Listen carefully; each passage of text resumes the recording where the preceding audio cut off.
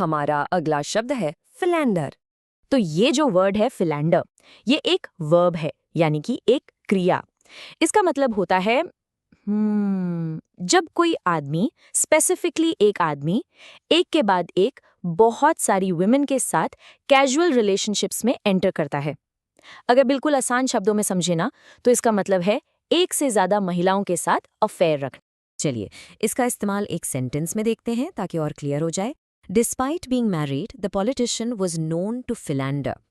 तो इस सेंटेंस का मतलब सीधा सा है कि शादीशुदा होने के बावजूद वो जो पॉलिटिशियन था वो अपने अफेयर्स के लिए बदनाम था या जाना जाता था। ओके, एक और एग्जाम्पल देखते हैं। His reputation for philandering made it difficult for him to be taken seriously in a long-term relationship.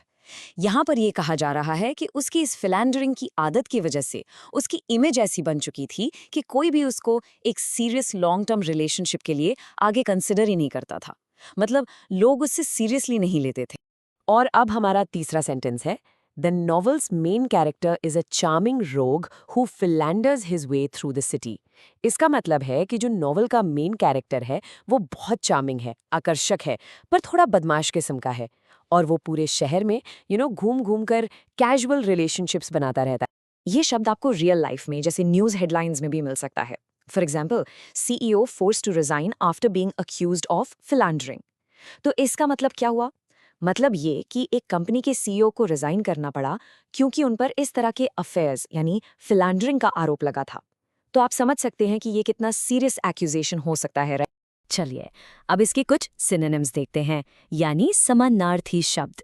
Basically ऐसे वर्ड्स जिनका मीनिंग काफी हद तक सेम होता है, जैसे कि वुमनाइज, फ्लर्ट, चीट और हैव एन अफेयर। ये सारे ही शब्द फिलैंडर के आसपास का ही मीनिंग देते हैं। और अब आते हैं एंटोनिम्स पर, यानी इसके ऑपोजिट वर्ड्स, विलोम शब्द।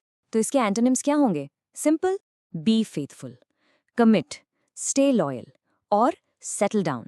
इन सब का मतलब है कि एक ही इंसान के साथ वफादार रहना या एक ही रिश्ते में सीरियसली कमिट करना।